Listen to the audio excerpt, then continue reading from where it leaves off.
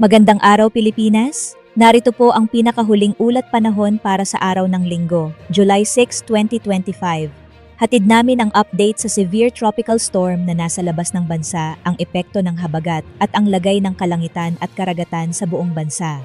Tumutok sa aming social media platforms para sa real-time na weather advisory, i-like, i-follow at mag-subscribe para laging handa.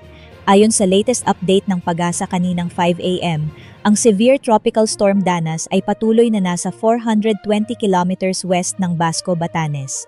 Taglay ang lakas na 110 kilometers per hour, bugso na 135 kilometers per hour. Kumikilos ito pahilaga-hilagang silangan papuntang Taiwan, posibleng maging typhoon category ngayong gabi o bukas. Ayon sa PAGASA, walang direktang epekto sa bansa at walang tropical cyclone wind signal. Pero ang kaulapan mula sa bagyo ay magdudulot pa rin ng ulan sa Batanes at Babuyan Islands.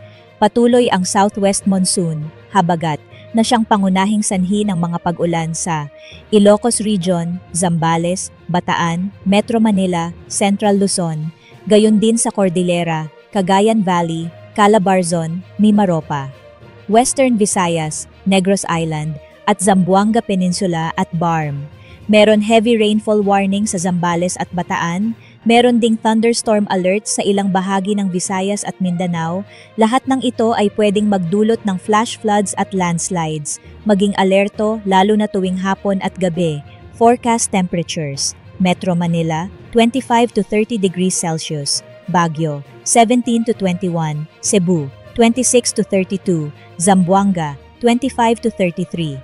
At sa lagay ng karagatan, nakataas ang gill warning sa Batanes, delikado sa mangingisdang may maliliit na bangka.